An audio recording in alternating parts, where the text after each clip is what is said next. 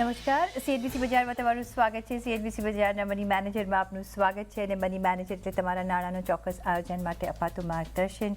હું પ્રીતિ દલાલ આપ સૌનું સ્વાગત કરું છું આજના મની મેનેજરના શોમાં, એક નવા એપિસોડમાં.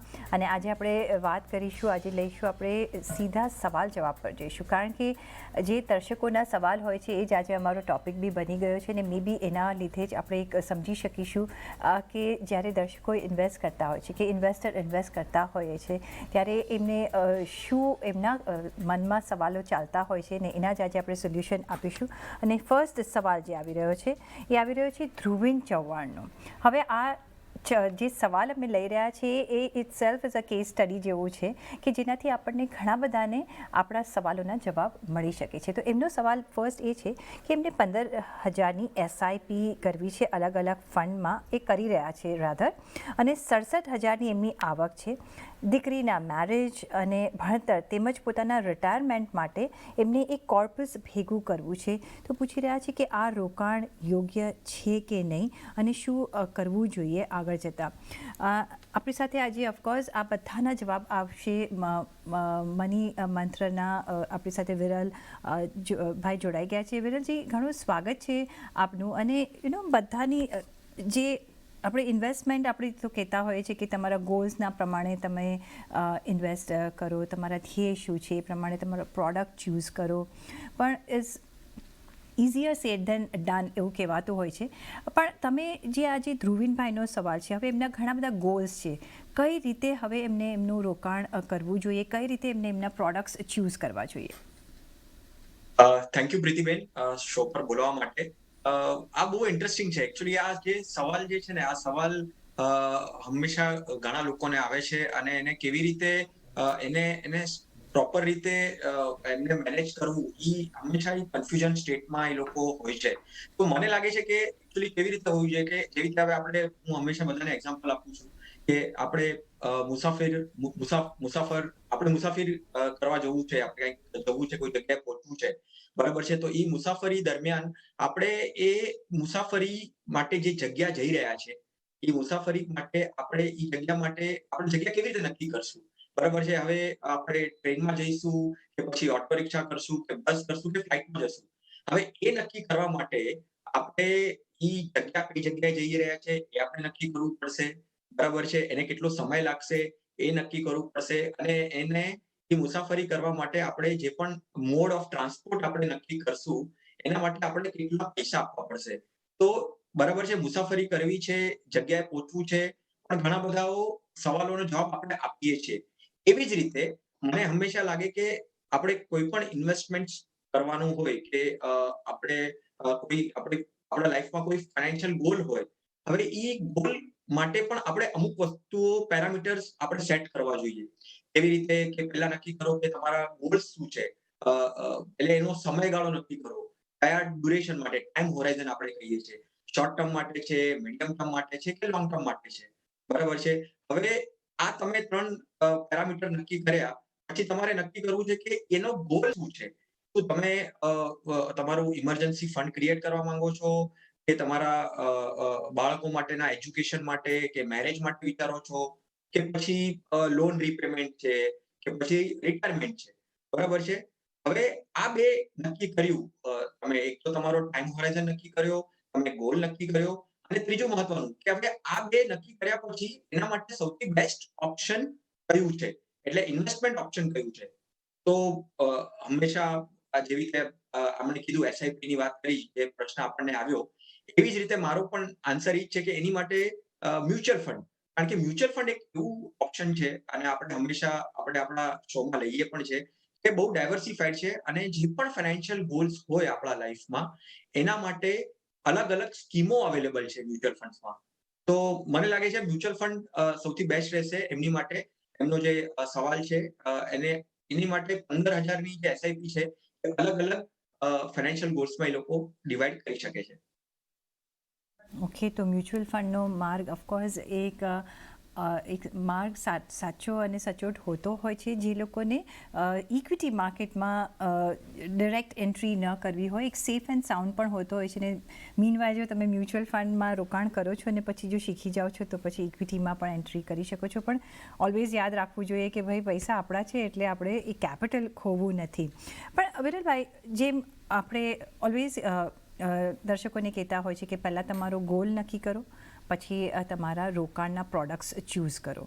હવે આપણે તો કહી દેતા હોય છે, પણ જે લોકોને જ્ઞાન નથી, કે જે લોકો નવા એન્ટ્રન્સ છે, કે જે લોકોને ખબર નથી પડતી કે કઈ રીતે આપણે પ્રોડક્ટ ચૂઝ કરવા, એ લોકોને તમે શું સલાહ આપશો? અહીંયા પણ એ છે, ગોલ્સ ઘણા બધા છે. હવે એ અપ્રોપ્રિએટલી કઈ રીતે કયા ચૂઝ કરવા જોઈએ? ને મ્યુચ્યુઅલ ફંડની તમે વાત કરી કે મ્યુચ્યુઅલ ફંડ એમના માટે એક સાચો રસ્તો હશે, તો એમાં પણ ઘણી બધી કેટેગરીઝ હોય છે. તો કઈ રીતે એમને સિલેક્ટ કરવી જોઈએ એમની સ્કીમ્સ, જેથી એમના ગોલ્સ એક કમ્ફર્ટેબલી અચીવ કરી શકે? પ્રીતિબેન, જો પાછું થોડુંક સિમ્પ્લિફાઈડ કરવા માંગુ છું દર્શકો માટે. પહેલા તમે નક્કી કરો કે તમારો ટાઈમ હોરાઇઝન શું છે, બરાબર છે. પછી નક્કી કરો ફાઇનાન્શિયલ ગોલ શું છે, અને ત્રીજું નક્કી કરો કે એ બે માટે કયું ઇન્વેસ્ટમેન્ટ ઓપ્શન છે. હવે આપણે અહીંયા ઇન્વેસ્ટમેન્ટ ઓપ્શનની મ્યુચ્યુઅલ ફંડની વાત કરી, તો ઇન્વેસ્ટમેન્ટ ઓપ્શન નક્કી થઈ ગયું છે. હવે મ્યુચ્યુઅલ ફંડમાં હું હજી થોડુંક સિમ્પ્લિફાઈડ કરવા માટે એને છે ને 5 કેટેગરીમાં હું થોડું ડિવાઈડ કરવા માંગુ છું. હવે આપણે નક્કી કરીએ કે આપણો ટાઈમ હોરાઇઝન છે શોર્ટ ટર્મ. તો શોર્ટ ટર્મ માટે બેસ્ટ રહેશે ડેટ ફંડ્સ અને લિક્વિડ ફંડ્સ. લિક્વિડ ફંડ્સ એવું છે કે જે તમે સપોઝ તમારો ગોલ એટલે ઇમરજન્સી છે, ક્યાંક કન્ટીજન્સી આપણે ફંડ બનાવવું છે, તો એના માટે લિક્વિડ ફંડ કામ લાગશે. પછી શોર્ટ ટર્મ ડેટ ફંડ્સ કામ લાગશે, મીડિયમ ટર્મ ડેટ ફંડ્સ કામ લાગશે, બરાબર છે, અને લોંગ ટર્મ ડેટ ફંડ્સ કામ લાગશે. એટલે માની લો કે તમારો ટાઈમ હોરાઇઝન 6 મંથ્સ થી લઈને, એટલે 3 to 6 મંથ્સ થી લઈને 1 to 3 યર્સ સુધીનો ટાઈમ હોરાઇઝન છે. એ ટાઈમ હોરાઇઝન માટે ક્યારે પણ ઇક્વિટી ફંડ્સમાં તમે શરૂઆત ના કરો. એના માટે તમે ડેટ ફંડ્સ માટે જાઓ. લિક્વિડ ફંડ સારો ઓપ્શન રહેશે. એનાથી આગળ થોડું જવું હોય તો શોર્ટ ટર્મ અને મીડિયમ ટર્મ અને લોંગ ટર્મ ડેટ ફંડ્સ પણ એવા અલગ અલગ ઓપ્શન અવેલેબલ છે મ્યુચ્યુઅલ ફંડમાં, જે તમારો 3 મંથ્સ થી લઈને 3 યર્સ સુધી તમારો આખો ટાઈમ હોરાઇઝન લઈ શકે છે. પણ એની માટે હંમેશા યાદ રાખો કે ઇક્વિટીમાં ના જાઓ. હવે મીડિયમ ટર્મ વાત કરીએ, બરાબર છે. મારો ગોલ હોઈ શકે કદાચ કે મારે હોમ રિનોવેશન કરવું છે, કે મારે પછી ફોરેન વેકેશન માટે જવું છે, કે મારે કાર પરચેસ કરવી છે. હવે આવા બધા ગોલ્સ હશે ને, ત્યારે એક કેટેગરી છે હાઇબ્રિડ ફંડ્સની. એ હાઇબ્રિડ ફંડ્સમાં કન્ઝર્વેટિવ હાઇબ્રિડ ફંડ્સ પણ આવે છે, એગ્રેસિવ ફંડ્સ પણ આવે છે, હાઇબ્રિડ ફંડ્સ, બેલેન્સ ફંડ આવે છે, મલ્ટી એસેટ ફંડ્સ. આ જે કેટેગરીઝ છે ને, એમાં ઇક્વિટી અને ડેટ બંનેનું કોમ્બિનેશન હોય છે. આપણો ગોલ છે મીડિયમ ટર્મ, એટલે વધારે રિસ્ક ના લઈ શકીએ. અને આપણા જે ગોલ્સ મેં તમને મેન્શન કર્યા કે હોમ રિનોવેશન હોઈ શકે, કે ફોરેન વેકેશન હોઈ શકે, એ કદાચ એકદમ શોર્ટ જ ગોલ હોય છે કે ભાઈ મારે તો અચીવ કરવા જ છે. તો વધારે રિસ્ક ના લેતા, માની લો કે 3 થી 5 વર્ષનો મારો ટાઈમ હોરાઇઝન છે, તો એની માટે તમે કન્ઝર્વેટિવ હાઇબ્રિડ ફંડ આપી શકો, એગ્રેસિવ હાઇબ્રિડ ફંડ આપી શકો, બેલેન્સ ફંડ આપી શકો, કે પછી મલ્ટી એસેટ ફંડ્સ પણ વિચારી શકો. વાત થઈ શોર્ટ ટર્મની, મીડિયમ ટર્મની, અને પછી આવે છે લોંગ ટર્મ. તો લોંગ ટર્મ માટે તો ડેફિનેટલી જેવી રીતે તમે કીધું કે ભાઈ આપણો રિસ્ક પ્રોફાઇલ એવો હોય કે ભાઈ આપણે ઇક્વિટીમાં જ જવું જોઈએ, અને ઇક્વિટી તમને લોંગ ટર્મ માટે સારું રિટર્ન્સ આપી શકે છે અને તમને ગોલ અચીવ કરવામાં મદદ કરી શકે છે. તો કેવા ગોલ? હવે લોન રીપેમેન્ટ, આપણે હોમ લોન લીધી છે 20 વર્ષ 25 વર્ષની, બરાબર છે, તો ત્યાં સુધી તો આપણે પે કરવું ન જોઈએ. એને રીપેમેન્ટ કેવી રીતે કરીએ એનું એક આપણે શેડ્યુલ રેડી કરવું જોઈએ. તો એના માટે ઇક્વિટી ફંડ સારી રીતે કામ લાગી શકે છે. પછી બધાના લાઈફમાં એક એવા ગોલ્સ તો હોય જ છે, જેવી રીતે ચાઇલ્ડ એજ્યુકેશન, એમના છોકરાઓના ભણતર માટે, એમના લગ્ન માટે, બરાબર છે, એ માટે હંમેશા એ લોકોને ભંડોળ એકઠું કરવું હોય છે. તો એના માટે ઇક્વિટી મ્યુચ્યુઅલ ફંડ્સ અને ઇક્વિટીમાં સેક્ટોરિયલ મ્યુચ્યુઅલ ફંડ્સ પણ તમે રાખી શકો છો. એ પણ એક બહુ સારો ઓપ્શન છે, જેનું ડ્યુરેશન તમે લોંગ ટર્મ રાખી શકો છો. તો હોમ રીપેમેન્ટ થઈ ગયું, ચાઇલ્ડ એજ્યુકેશન થઈ ગયું, મેરેજ થઈ ગયું, અને રિટાયરમેન્ટ પ્લાનિંગ, જે સૌથી ઇગ્નોરન્ટ પાર્ટ હોય છે આપણા ઇન્ડિયામાં. લોકો રિટાયરમેન્ટ માટે પ્લાનિંગ કરતા નથી. એટલા માટે એના માટે તમે ઇક્વિટી ફંડ લઈ શકો છો, સજેસ્ટ કરી શકો છો, અને સારી રીતે પ્લાનિંગ કરી શકો છો. હવે હું આમાં એક બે વસ્તુ એડ કરીશ. જે તમે કીધું કે 5માં મેં ડિવાઈડ કરેલું છે. Short term, medium term, long term તો આપણે સમજ્યા. પણ પછી ઘણા લોકોનું એવું હોય છે કે મારે ખાલી ટેક્સ સેવિંગ માટે ઇન્વેસ્ટમેન્ટ કરવું છે. તો ટેક્સ સેવિંગ માટે પણ મ્યુચ્યુઅલ ફંડમાં એક ઓપ્શન છે, જે છે ઇક્વિટી લિંક સેવિંગ સ્કીમ્સ. જે કમ્પલસરી 3 વર્ષ લોકિન હોય છે, પણ તમને એને લોંગ ટર્મ માટે પણ રાખવું હોય તો તમે રાખી શકો છો અને ટેક્સનો બેનિફિટનો ફાયદો ઉઠાવી શકો છો. અને મ્યુચ્યુઅલ ફંડમાં એક સ્પેશિયલાઇઝ સ્કીમો પણ હોય છે, જે ગોલ ઓરિએન્ટેડ હોય છે. હવે તમને ખબર છે કે ગોલ તમારા ક્લિયર છે, બરાબર છે, પણ ઘણી વખત કન્ફ્યુઝ થાવ છો કે કઈ સ્કીમ લેવી. તો એની માટે ચાઇલ્ડ એજ્યુકેશન માટે ચિલ્ડ્રન સ્પેસિફિક સ્કીમ્સ હોય છે, એ ઓપ્ટ કરી શકો છો. અને રિટાયરમેન્ટ માટે પણ સ્પેસિફિક સ્કીમો હોય છે, સ્પેસિફિક ફંડ્સ હોય છે મ્યુચ્યુઅલ ફંડમાં, જે તમે સિલેક્ટ કરી શકો છો. તો તમે તમારો ગોલ નક્કી કરો, તમારો ટાઈમ હોરાઇઝન નક્કી કરો અને એ પ્રમાણે તમે સ્કીમનું સિલેક્શન કરો. ઓકે, તો ગોલ પહેલાં તમારે નક્કી કરવાનું હશે. ટાઈમ હોરાઇઝન, ક્યારે તમને એ પૈસા જોઈએ છે એ પહેલાં તમારે નક્કી કરવાનું હશે. એ સેકન્ડ સ્ટેપ છે. અને થર્ડ સ્ટેપ છે કે તમે એના લગતા પછી તમે એક પ્રોડક્ટ્સ ચૂઝ કરો જેથી તમે ઇન્વેસ્ટ કરી શકો. પણ આમાં આપણે ઓલવેઝ કહેતા હોઈએ છીએ વિરલજી કે એક બેકવર્ડ પ્લાનિંગ કરવું ઘણું જરૂરી છે કે ભાઈ મને આ ડેટે આ પૈસા જોઈએ છે, તો એક રફ કેલ્ક્યુલેશન પણ જરૂરી હોતું હોય છે જેથી એમને એક રેસ્ટ અશ્યોર થઈ શકે કે ભાઈ જે મેં પ્રોડક્ટ ચૂઝ કર્યું છે એમાંથી મને મારા રિટર્ન્સ મળી શકે. તો એ પણ એક એરિથમેટિક કરવું પહેલાં જરૂરી છે. એ કરવું બહુ જ જરૂરી છે. જો માની લો કે સપોઝ તમે તમારો ટાઈમ હોરાઇઝન છે કે શોર્ટર ટર્મ છે, બરાબર છે. તો શોર્ટર ટર્મમાં જેવી રીતે આપણે વાત કરી કે ડેટ ફંડ છે, તો ડેટ ફંડ કેટલું રિટર્ન આપી શકે છે એ કેલ્ક્યુલેશન કરવું પડશે અને એ કેલ્ક્યુલેશનના આધારથી મારે કેટલું રોકાણ કરવું પડશે. હવે જેવી રીતે ભાઈનો શરૂઆતમાં સવાલ હતો કે 67,000 ઇન્કમ છે, 15,000 ની એસઆઈપી 15,000 ની એસઆઈપી કરવા માંગે છે, પણ એમનો એક્સપેન્સ કેટલો છે, કેટલા એ બચાવી શકે છે, એ બધું કેલ્ક્યુલેશન કરવું પડશે. અને રિટર્નના આધારે હવે માની લો, કારણ કે મ્યુચ્યુઅલ ફંડમાં તો એઝમ્પશન્સ રિટર્ન્સ જ આપણે કરવું પડે. પાસ્ટમાં કેવી રીતે રિટર્ન્સ આવ્યા છે થોડુંક એનું એનાલિસિસ કરીને કરવું પડે, કારણ કે ગેરંટેડ રિટર્ન્સ તો આપતા નથી, બરાબર છે, મ્યુચ્યુઅલ ફંડ. તો એ કેલ્ક્યુલેશન બહુ જ ઇમ્પોર્ટન્ટ હોય છે. જે તમે કીધું કે બેકવર્ડ કેલ્ક્યુલેશન, તો તમે તમારું કેટલા બચાવી શકો છો મ્યુચ્યુઅલ ફંડમાં તમારા ગોલ પ્રમાણે. હવે ઇક્વિટી છે તો તમે માની લો કે 12 થી 14% ની આસપાસનું રિટર્નનું એઝમ્પશન રાખીને ચાલી શકો છો અને એના માટે કેટલી અમાઉન્ટ જોશે, તો એ કેલ્ક્યુલેશન તમને બહુ જ ફાયદાકારક નીવડશે. શોર્ટ ટર્મમાં તમે ડેટ ફંડમાં માની લો કે અત્યારના ટાઈમના મુજબ 4% થી લઈને 6% સુધીનું તમે પકડી શકો. મીડિયમ ટર્મ માટે તમે 8 થી 10% ની આસપાસની રેન્જ પકડી શકો અને લોંગ ટર્મ માટે તમે 12 થી 14% પકડી શકો. જે આપણે ફંડ્સ પ્રોડક્ટ્સ જે આપણે કીધા છે એ પ્રમાણે. તો બેકવર્ડ કેલ્ક્યુલેશન બહુ જ ઇમ્પોર્ટન્ટ છે રિટર્નના સાથે, અને જે અવેલેબિલિટી ઓફ અમાઉન્ટ છે તમારી એસઆઈપી કરવા માટે, એ પ્રમાણે તમે બેકવર્ડ કેલ્ક્યુલેશન કરી શકો. ઓકે, તો બેકવર્ડ કેલ્ક્યુલેશન પણ કઈ રીતે કરવું એ તમને ધ્રુવીનભાઈ અમે જણાવી દીધું. સાથે બધા જ દર્શકોને પણ આ વસ્તુ યાદ રાખવી પડશે. પણ તમારા એક્સપેન્સીસ જે રોજના આપણા ખર્ચાઓ હોય છે એ બાદ કરીને અમે એવું એઝ્યુમ કરીએ છીએ કે તમારી પાસે પૈસા રહેશે અને તમે ઇન્વેસ્ટ કરશો. કારણ કે અને બીજું પણ અમે એઝ્યુમ કરીએ છીએ કે તમે તમારું ઇન્સ્યોરન્સ અને તમારી સિક્યોરિટી પર્સે અને તમારા ઇમરજન્સી ફંડ છે એ બાજુ પર રાખી દીધું છે. નહીં તો જે તમે આ ઇન્વેસ્ટમેન્ટ કરો છો અને કંઈક ઇમરજન્સી આવે છે તો તમારે આ ઇન્વેસ્ટમેન્ટ તોડવા પડશે, તો તમારા લક્ષ્ય તમને નહીં મળે. એટલે આ બધું શ્યોર કરીને પછી તમે જો આ ઇન્વેસ્ટમેન્ટ કરો છો તો તમારા ઓફકોર્સ ગોલ્સ અચીવ થઈ શકશે. એ સાથે જ એક બ્રેકનો પણ સમય થઈ ગયો છે, તો આપણે બ્રેક પણ લઈ લઈએ અને ત્યારબાદ લઈશું અન્ય દર્શકોના સવાલોના જવાબ. તો અમારી સાથે જોડાયેલા રહેજો.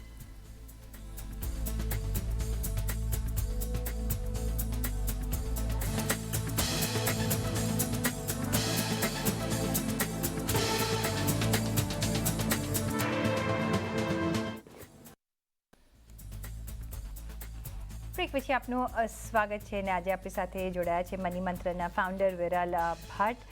અને વિરલજી, જે સેકન્ડ હવે સવાલ આવી રહ્યો છે એ આવી રહ્યો છે રોહિતનો. એમનો ઈમેલ આવ્યો છે. તેમણે જણાવ્યું છે કે એમને 20 લાખની લોન લેવી છે.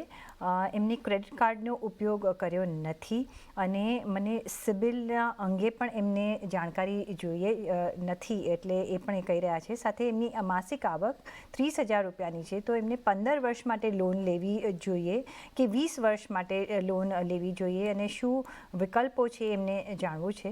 તો કઈ રીતે આપણે એમને ગાઈડ કરી શકીએ? પહેલા તો એમને આન્સર આપવા માટે એમને કહી દઈશ કે જેટલા લોંગર ડ્યુરેશનની લોન મળતી હોય એ લોંગર ડ્યુરેશનની લોન ઓપ્ટ કરવી જોઈએ. કોઈએ પણ. કારણ કે જરૂરી નથી કે તમે અત્યારે 20 વર્ષની લઈ લીધી. હવે આમના જ કેસમાં વાત કરીએ તો 20 વર્ષની લઈ લીધી. તમારી પાસે હંમેશા ઓપ્શન તો હોય જ છે કે તમે પ્રીપેમેન્ટ કરીને તમારું લોન જે છે તમે પતાવી શકો છો. બરાબર છે? હવે પણ મને આમાં છે ને એમના પ્રશ્નમાં હજી એક પ્રશ્ન આવે છે કે ઈ કહે છે કે 20 લાખ ની લોન લેવી છે અને એમની સેલેરી 30,000 છે. ટેન્યોરનું તો મેં એમને કહી દીધું કે જેટલું લોંગર ડ્યુરેશન મળતું હોય એ લઈ લે. પણ ઈ મેનેજ કેવી રીતે કરશે ને મને બહુ પ્રશ્ન છે. એટલા માટે મને લાગે છે કે લોન લેવાની થોડી ઉતાવળ જે એ કરવા માંગે છે એવું દેખાય છે એવું ન કરવું જોઈએ. થોડું વેઇટ કરવું જોઈએ. અને ક્રેડિટ કાર્ડ ઈ યુઝ નથી કરતા. તો મને લાગે છે કે થોડું ક્રેડિટેબિલિટી બિલ્ડ કરવા માટે એટલીસ્ટ એમને ક્રેડિટ કાર્ડ નો વપરાશ શરૂ કરવો જોઈએ. થોડું ક્રેડિટ કાર્ડ વાપરવું જોઈએ જેના કારણે એમનો એક પર્ટિક્યુલર ક્રેડિટ સ્કોર આવે જેનાથી એમને લોન મળવામાં આસાન થાય. બરાબર છે? અને આ 30,000 ની સેલેરી પણ અગર થોડો ટાઈમ સુધી વેઇટ કરી લે, અગર પોસિબલ હોય તો, અને ઇન્કમને થોડી વધારે તો કારણ કે પછી એ બધું બેલેન્સ કરી શકશે એમનું એક્સપેન્સીસ અને અગર ઇન્વેસ્ટમેન્ટ કરતા હશે ઈએમઆઈ ને બધી વસ્તુ. કારણ કે 30,000 ની સેલેરીમાં 20 લાખની લોન લેવી તો ઈએમઆઈ બહુ વધારે આવશે અને ઈ મેનેજ કરશે. એટલે ઈ પ્રશ્ન મને છે. એનું પણ મેં વિચાર્યું કે એમને સોલ્યુશન મળવું જોઈએ. તો થોડું વેઇટ કરો. ક્રેડિટ સ્કોર સારું કરવા માટે, ક્રેડિટ સ્કોર તમારો દેખાય એના માટે તમે ક્રેડિટ કાર્ડનો પણ ઉપયોગ કરો અને 20 વર્ષનું જેટલું લોંગ મળે તમને તમારું ટેન્યોર તમારા લોન માટે એ તમે લઈ શકો. હમ. તો રોહિતજી, તમે જે પણ અમને ડિટેલ્સ મોકલી છે એના પરથી અમે તમને એક એડવાઇસ આપી રહ્યા છે. જો કે બહુ ઓછી ડિટેલ્સ છે ને જે રીતે તમારું માસિક આવક છે એના બદલામાં જે તમે લોન લેવા માંગો છો તો તમે કઈ રીતે ઈએમઆઈ ભરશો, કયા પર્પઝ માટે તમારે લોન લેવી છે. કારણ કે કોઈ પણ પર્પઝ માટે લોન ના લેવી જોઈએ. કોઈ બી એસેટ આપણે બિલ્ડઅપ કરતા હોઈએ કે ચિલ્ડ્રન્સ એજ્યુકેશન માટે હોય તો એ લોન સારી છે. નહીં તો જો તમે ઈએમઆઈ નહીં ભરી શકો તો તમને પ્રોબ્લેમ આગળ જતાં થઈ શકે છે. ને આટલી મોટી જ્યારે તમે રકમની લોન લેવા માંગો છો ત્યારે અમે અમારો ધર્મ છે ને કર્મ છે કે તમને અમે સાવચેત કરીએ. અને તમે કોઈ વખત ક્રેડિટ કાર્ડ નથી યુઝ કર્યું, તમે જો ક્રેડિટ કાર્ડ યુઝ કરશો તો એનાથી તમારો એક સિબિલ સ્કોર પણ તમને મળશે ને એના પરથી તમને લોન અમાઉન્ટ પણ નક્કી થશે ને તમારો રેટ પણ એમાં નક્કી થઈ શકે છે. તો આ બધું કોઈ વખત કરવું જરૂરી હોતું હોય છે ને. હવે એની વેચવેઝ આપણે ડિજિટલ વર્લ્ડમાં એન્ટર થઈ ગયા છે એટલો આ પ્લાસ્ટિક મની યુઝ કરવું એ બેટર પણ બની શકે છે, લેસ કમ્બરસમ બની શકે છે. તો આ બધા જ પોઈન્ટ તમારે ધ્યાન રાખવા પડશે અને અત્યારે અમારો રાય એવી છે કે તમારે થોડું વેઇટ કરવું જોઈએ અને પછી કોઈ ડિસિઝન લેવું જોઈએ. નેક્સ્ટ સવાલ પર આપણે જઈશું અને જે નેક્સ્ટ સવાલ આવી રહ્યો છે એ આવી રહ્યો છે આકાશનો. આકાશ શેઠનો સવાલ છે. ફ્રેન્કલિન યુએસ ઓપોર્ચ્યુનિટી ફંડમાં એમનું રોકાણ છે જે હાલમાં નેગેટિવ રિટર્ન બતાવી રહ્યું છે. પણ શું હાલમાં અહીં લમ્પસમ જો વધારે રોકાણ કરવું હોય તો કરી શકાય? શું એડવાઇસ રહેશે વિરલભાઈ? પ્રીતિબેન, અત્યારે તો ફોરેન ફંડ્સ જે છે એટલે આરબીઆઈ જે લિમિટ સેટ કરી છે એ લિમિટ ના પ્રમાણે અત્યારે કોઈ પણ જે ગ્લોબલ ફંડ્સ છે એમાં રોકાણ શક્ય છે જ નહીં. રોકાણ અત્યારે બંધ છે. અમુક ઇટીએફ જે છે એક્સચેન્જ ટ્રેડેડ ફંડ્સ છે એમાં રોકાણ ચાલુ છે અત્યારે. પણ જે એમણે જે ફંડ કીધું છે ફ્રેન્કલિનનું યુએસ ઓપોર્ચ્યુનિટી એમાં અત્યારે જે રોકાણનું પોસિબલ જ નથી કારણ કે આરબીઆઈની લિમિટ જે છે એ પ્રમાણે લિમિટ એક્સટેન્ડ કરી નથી. તો રોકાણ અત્યારે નહીં જ કરી શકે. એટલે ઈ તો એક એમનો આન્સર તો મેં આપ્યો. પણ હવે મને એમ લાગે છે કે આમાં અગર સપોઝ માની લો કે કાલે ઉઠીને લિમિટ આપી દીધી આરબીઆઈ અને પાછું ચાલુ થઈ ગયું તો ડેફિનેટલી એવરેજ આઉટ, કારણ કે છે ને બહુ જ સારો એવો ફોલ આવ્યો છે ગ્લોબલ માર્કેટ્સમાં પણ અને ગ્લોબલ ફંડ્સમાં પણ. તો મને લાગે છે કે થોડીક અને સ્પેશિયલી આજે યુએસ ઓપોર્ચ્યુનિટી કે યુએસના પોઈન્ટ ઓફ વ્યૂથી જે ઇન્વેસ્ટ કરેલું યુએસના સ્ટોક માર્કેટના સ્ટોક્સમાં, તો એમાં તો ઘણા બધા જે સ્ટોક્સ છે એની ફોલ બહુ જ ગ્રેટ એક્સટેન્ટ પર આવ્યું છે. 35-40-45-50% સુધી સ્ટોક્સ ડાઉન ગયા છે અને એનું એનએવી પર પણ રિફ્લેક્ટ થયું છે. ફંડ ડાઉન ગયું છે. તો એવરેજ આઉટ કરવાનો પણ એક મોકો મળશે કારણ કે અગર એમનું ટાઈમ હોરાઇઝન, કારણ કે ગ્લોબલ ફંડ છે બહુ જ સ્પેસિફિક ફંડ છે એટલા માટે ટાઈમ હોરાઇઝન વધારે રાખ્યું હશે એમણે અને ટાઈમ વધારે રાખ્યું છે તો એવરેજ આઉટ કરવામાં કંઈ ખોટું નથી. કારણ કે યુએસ જ્યારે ગ્લોબલ માર્કેટ સારું થશે તો યુએસ નું માર્કેટમાં પણ જે સ્ટોક્સ છે એ સારા એવા રિકવર થશે. તો એવરેજ આઉટ કરી શકે છે અહીંયાથી. જ્યારે પણ લિમિટ આરબીઆઈ ઇન્ક્રીઝ કરશે, સેબી અલાઉ કરશે એમાં ઇન્વેસ્ટમેન્ટ કરવાનું, ઇન્ફ્લો લેવાનું, ત્યારે જ એ કરી શકશે. તો હા, અત્યારે તો બંધ છે એટલે એ નહીં કરી શકે. પણ જ્યારે પણ મોકો મળશે, ઓપોર્ચ્યુનિટી મળશે, ખુલશે પાછું ઇન્ફ્લો માટે, ત્યારે એ એવરેજ આઉટના દ્રષ્ટિએ થોડુંક એવરેજ આઉટ કરીને એમની એનએવી નું જે લોસ થયો છે એને થોડુંક સારું કરી શકશે. અને રિકવરી પણ 3 થી 5 વર્ષની આસપાસ એક્સપેક્ટ કરી શકે છે. ઓકે, તો 3 થી 5 વર્ષની રિકવરી એક્સપેક્ટેશન સાથે તમારે આગળ વધવું પડશે. પણ હમણાં તમારે આ ફંડમાં રોકાણ કરવું હમણાં બંધ છે, એટલે you will have to wait. પણ આપણને ખબર નથી કે શું એમનો ગોલ છે ને શું ટાઈમ ફ્રેમ છે, વિરલભાઈ. ઓફકોર્સ એમને તમે સલાહ આપી રહ્યા છો કે આગળ જતાં તમને જ્યારે ઓપોર્ચ્યુનિટી મળે તો એક એવરેજ આઉટ તમે કરો.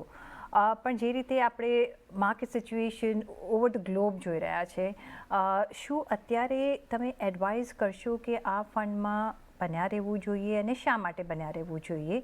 આગળ જતાં તમે શું સિનારીઓ જોઈ રહ્યા છો? કારણ કે આપણને ખબર નથી કે યુએસની ઇકોનોમી રિસેશનમાં જશે, સ્ટેગફ્લેશનમાં જશે, ઇન્ફ્લેશન કેટલું આગળ વધશે, આપણને કોઈને ખબર નથી. એ સિનારીઓમાં કેટલો વેઇટ પીરિયડ એમને ધ્યાનમાં રાખીને આગળ ચાલવું જોઈએ, ઓર અધરવાઇઝ બીજા કોઈ ઓલ્ટરનેટિવ માધ્યમ છે કે જ્યાં એ આ લોસ સરભર કરી શકે? જો પ્રીતિબેન, હંમેશા મારા એન્ડ પરથી એક સજેશન્સ તો હોય જ છે ક્લાયન્ટ્સોને અને દર્શકોને પણ કરવા માંગુ છું કે આપણું રોકાણ, આપણું નિવેશ એવું હોવું જોઈએ કે જે આપણને સમજાય. સમજાય એટલે કે આપણે સમજવાની કોશિશ કરીએ અને સમજવાની કોશિશ કર્યા પછી અગર આપણને સમજાય છે તો એમાં જ આપણે રોકાણ કરવું જોઈએ. એટલે હું અહીંયા એ કહેવા માંગુ છું કે આપણને આપણું જે માર્કેટ છે, ઇન્ડિયન માર્કેટ છે, આપણું ભારતનું માર્કેટ છે, સ્ટોક માર્કેટ છે, એ આપણને સમજાય, કારણ કે આપણે એને ડે ટુ ડે બેસિસમાં જોઈ શકીએ છીએ અને સમજી શકીએ છીએ. તો એમાં રોકાણ કરવું વધારે સલાહદાયક છે રાધર દેન ગ્લોબલનું. કારણ કે ગ્લોબલનું આ રિસેશનની વાત કરી, સ્ટેગફ્લેશનની વાત કરી તમે, ઘણા વર્ષોથી વાતો ચાલતી જ આવે છે. એટલે ક્લેરિટી નથી, કન્ફ્યુઝન બહુ છે. અને આગળ જઈને શું થશે એનું પણ સમજવું ને બહુ ડિફિકલ્ટ છે. કારણ કે ઇન્ટરેસ્ટ રેટ્સ રાઇઝિંગ છે, ઇન્ફ્લેશન બહુ વધારે છે, ઇકોનોમી ઇમ્પ્રુવ થઈ નથી રહી. કોવિડના ટાઈમ પણ એ લોકોનું ઇમ્પ્રુવમેન્ટ આટલું હતું નહીં. એ બધો પ્રોબ્લેમ્સના કારણે મને લાગે છે કે આમાં એડ કરવાનું અગર વિચારતા હોય તો ન સમજાય તો ત્યાં સુધી, સિચ્યુએશન જ્યાં સુધી કંટ્રોલમાં ન આવતી ત્યાં સુધી તો ન જ કરવું જોઈએ, અગર આ ખુલતું હોય તો પણ. અને અગર તમને એવરેજ આઉટના પોઈન્ટ ઓફ વ્યૂથી જે આપણે સજેશન આપ્યું એ કરવું છે, તો એટલીસ્ટ અહીંયાથી ખુલ્યા પછી 5 વર્ષનો ટાઈમ હોરાઇઝન તમારે રાખીને ચાલવો પડશે.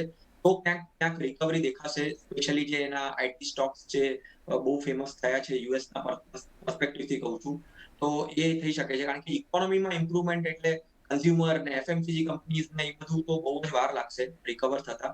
પણ હા, એટલે અગર ઇકોનોમી ઇમ્પ્રુવમેન્ટ થઈ તો પેલું આઈટી જે લાર્જ કેપ સ્ટોક્સ છે એમાં રિકવરી દેખાશે. પણ હા, 5 વર્ષનો ટાઈમ હશે તો જ. અને અગર સમજાય છે અને તમે એ રિસ્ક લેવા માટે તૈયાર છો તો જ તમે એમાં નિવેશ કરજો. બરાબર છે. તો આકાશજી, તમારું રિસ્ક એપેટાઇટ કેટલું છે, કેટલું સ્ટ્રોંગ છે એના પર નિર્ભર કરે છે. જો તમારે 5 વર્ષની રાહ જોવી હોય તો તમે આમાં બન્યા રહી શકો છો. બાકી ઓફકોર્સ એકાએક એવન્યુ છે કે આપણે અહીંયા બેઠા બેઠા કોઈ પણ દેશની ઇકોનોમીમાં કે કોઈ બી ફંડમાં આપણે રોકાણ કરી શકીએ છીએ, પણ એના પ્લસ એન્ડ માઇનસ બંને પોઈન્ટ્સ હોતા હોય છે. અને જ્યારે કામ નથી કરતા, આપણા પૈસા જ્યારે આપણે માટે અર્ન નથી કરતા, તો સ્વાભાવિક ચિંતા થતી હોય છે. પણ એના માટે પણ એવન્યુઝ હોતા હોય છે. આપણા ડોમેસ્ટિકલી પણ આપણા જે માર્કેટ્સ છે આ ઘણું સારું પરફોર્મન્સ દેખાડી રહ્યા છે. તો અહીંયા પણ તમે એક લેવરેજ કરવા માટે કોઈ એક સારા ફંડમાં રોકાણ કરી શકો છો, ઓર એલ્સ તમે વેઇટ કરી શકો છો જ્યારે આ સ્કીમ ઓપન અપ થાય છે, જ્યારે લિમિટ્સ ઓપન અપ થાય છે ત્યારે તમે અહીંયા રોકાણ કરી શકો છો. પણ એ સાથે જ રજા લેવાનો પણ સમય થઈ ગયો છે. તો વિરલભાઈ, તમારો ઘણો આભાર આજે અમારી સાથે જોડાવા બદલ, અને ઘણી બધી દર્શકોની આઈ થિંક સમસ્યાઓ તમે ઉકેલી હશે. તો ઘણો આભાર અમારી સાથે આજે જોડાવા બદલ. અને એ સાથે જ પર્સનલ ફાઇનાન્સના તમારા સવાલ અમને મોકલો, તમારું નામ, શહેર, ઉંમર સાથે ઈમેલ કરો અમને money@nw18.com પર. ફેસબુક પર લખો અમને facebook.com/CNBC બજાર પર, અને ટ્વીટ પણ કરી શકો છો twitter.com/CNBC બજાર પર.